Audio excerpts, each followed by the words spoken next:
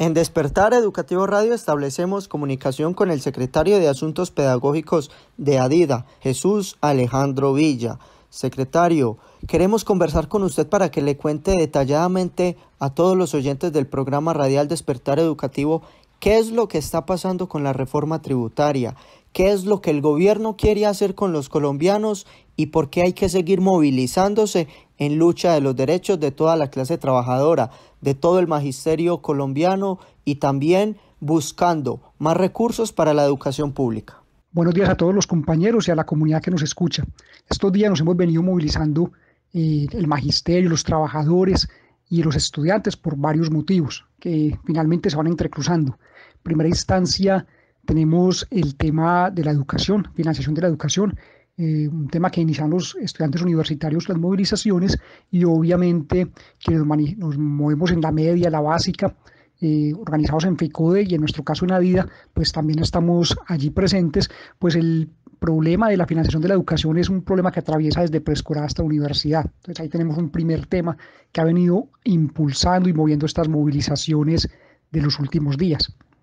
Y un segundo tema trascendental, muy importante, que está allí, que atraviesa a todo el pueblo colombiano porque nos toca a todos, es la llamada por el gobierno Ley de Financiamiento, que no es otra cosa que una nueva reforma tributaria.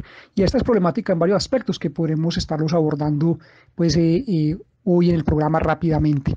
Secretario, ¿a quiénes son o a qué personas son los que principalmente afecta esta reforma tributaria? ¿Quiénes vienen siendo los más afectados de esta decisión?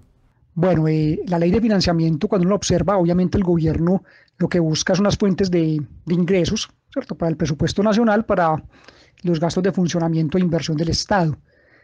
¿Qué encontramos allí muy problemático? Y es que en la forma como se estructura la ley de financiamiento, carga el peso impositivo principalmente en la ciudadanía, ¿cierto? Al mismo tiempo, empieza a haber una serie de reducciones impositivas sobre los grandes capitales, para las grandes empresas, lo cual obviamente da una imagen, una idea de a qué sectores se va a beneficiar y a qué sectores se perjudica. Es decir, las problemáticas de financiación del Estado terminamos asumiendo la ciudadanía en general, ¿cierto? Con mayor carga impositiva. Pero además de eso, cuando observamos cómo ha sido la inversión histórica y lo que plantea este gobierno en inversión en sectores sociales, evidentemente, por un lado sacan, ¿cierto? Nos cargan la mano en términos impositivos, y por el otro no se observa que se refleje esto en una inversión en los sectores sociales. Ejemplo, todo lo que viene atravesando la educación en general y en particular lo que hemos visto estos días con la educación superior. Directivo, según entonces lo que usted acaba de decir, ¿cómo se evidencian esos beneficios en las grandes empresas? Bueno, estos beneficios de las grandes empresas los vemos en dos grandes líneas. La primera la voy a explicar rápidamente, y es sencilla y directa. Es una reducción que es gradual a la tarifa del impuesto corporativo de renta, que iría bajando un punto cada año desde el 2019 hasta el 2022, ¿cierto? Esto en clara contravía a lo que sucede con las personas naturales, que se amplía la base de las personas que nos toca declarar renta y posiblemente pagar, y hay un aumento pues de esta. En cambio, para las corporativas, para la renta corporativa hay un proceso de reducción gradual, ¿cierto? Un beneficio directo. Bueno, la segunda línea donde se observa esto es lo que ellos denominan incentivos tributarios.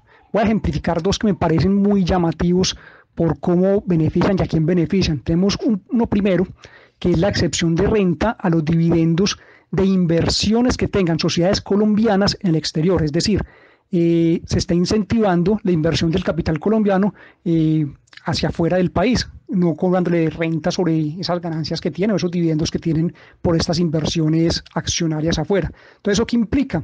Implica obviamente que va a implicar una salida de capitales, porque invertir acá sería más caro para un nacional que invertir fuera del país.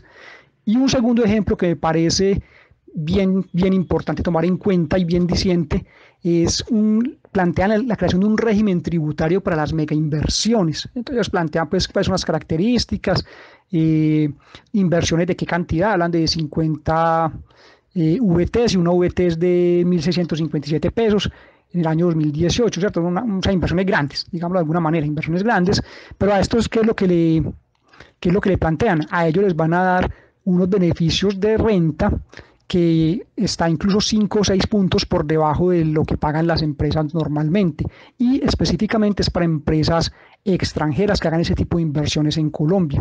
Entonces genera un proceso de entregar pues la posibilidad de inversión a los extranjeros con menos obligación en términos de rentas para el país, en términos de impuestos para el país.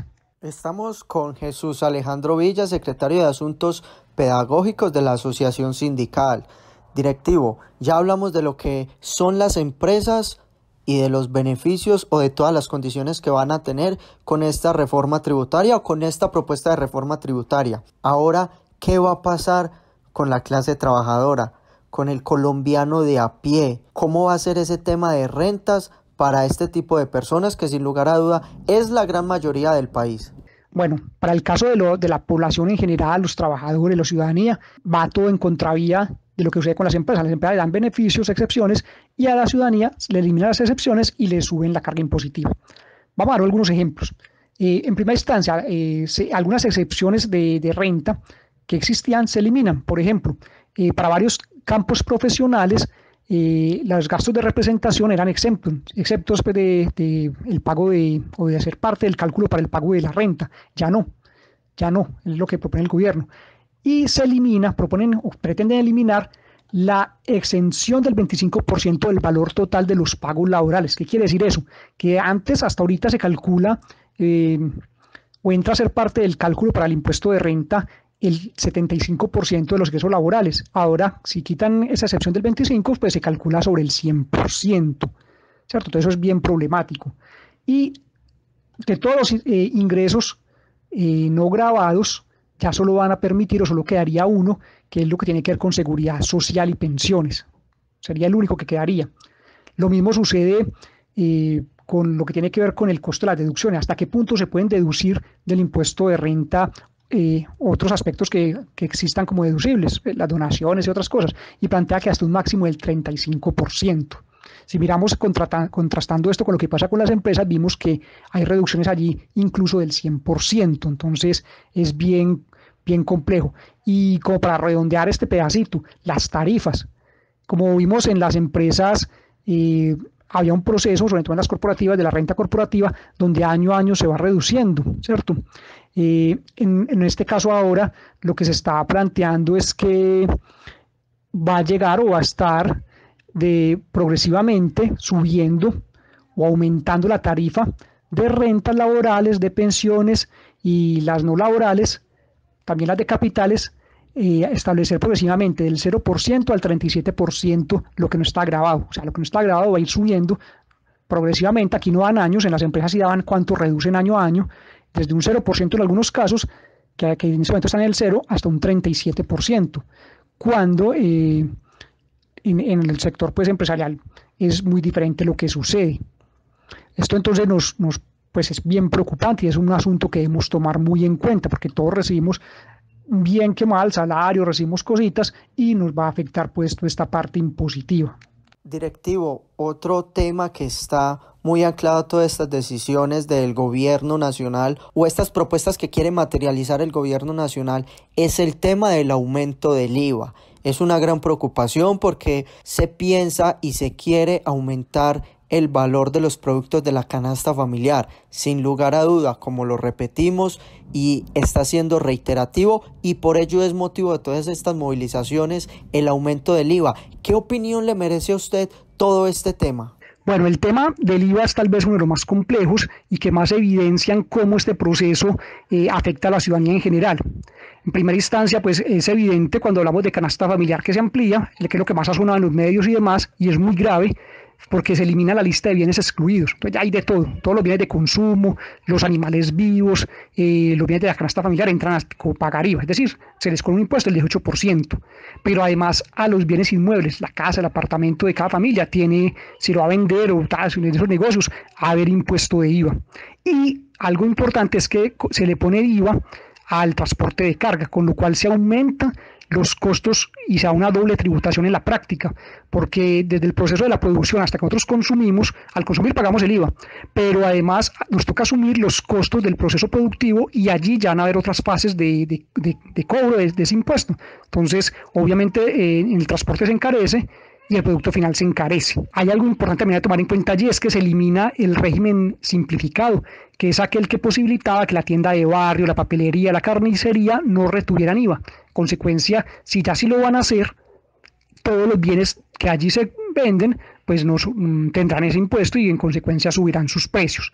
Y algo importante también, se aumenta en un 50% la retención en la fuente, ¿cierto? Entonces ahí son asuntos que perjudican directamente a los ciudadanos. Ellos plantean incluso dos contentillos que dicen, uno que en el 2010 y en el 2021 van a bajar al 17% el IVA. Sí, van a bajar un puntico, pero ese punto no es nada comparado con que la base gravamen ya es de muchos más bienes. Entonces, claro, antes pagamos el 18 de, digamos, 50 bienes, pero ahorita en el 2021 listo, pagan el 17, pero ya no va a ser de 50, como ya sobre todos los bienes, entonces ese 1% no significa pues un real beneficio, ¿sí? Ya vamos a pagar sobre todos los bienes, entonces simplemente como para justificar esto lo meten. Y el cuento de la devolución en bienestar a las familias, pues eso es complejo para su aplicación, pero además es que el Estado tiene la función social independiente, no tiene que colocarlo en una reforma y no tiene que decir que el IVA que la misma población paga es para el beneficio pues de la población, no, eso tiene que hacerlo el Estado con programas sociales. En este caso, la forma como lo plantean es para crear una suerte de clientela allí, para tener a gente amarrada y pagar un contentillo y parecer muy bueno. Pero ¿de qué sirve que te devuelvan un punto, digamos, 2, 3 puntos del IVA en inversión social si vos mismo como familia ya lo pagaste completo, el 18% en cada cosa que compraste? Entonces te lo sacan y luego, en teoría, en programas sociales te lo devuelven, o incluso en un bono, pues habría que ver cómo lo van a viabilizar, pero eso si ya lo pagaste, ¿cierto? O sea, no tiene pues como mucha lógica.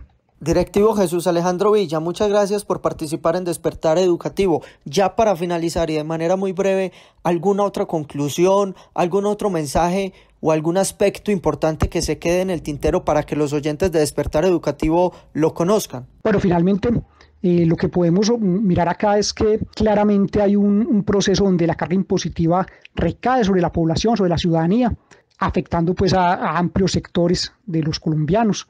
Y por eso es tan importante que nosotros como docentes multipliquemos, expliquemos qué es esto, cómo es, pero además estemos movilizando, estemos prestos a seguir saliendo a las calles, a seguir activos contra esta reforma tributaria, en favor de la financiación para la educación pública desde preescolar hasta la universidad y responder de forma contundente a todos los llamados que nos haga pues nuestra federación y ADIDA, ¿cierto? Esto es muy importante, no dejar que porque estamos en vacaciones, nada, estos son temas que son para allá. Es que si estas reformas se aprueban, eso no da tiempo hasta el otro año, que después nos espabilemos, no, eso es ya mismo que nos estamos movilizando y que tenemos que seguirlo haciendo. Entonces, esa es la invitación a todos los compañeros y que tengan pues un feliz día.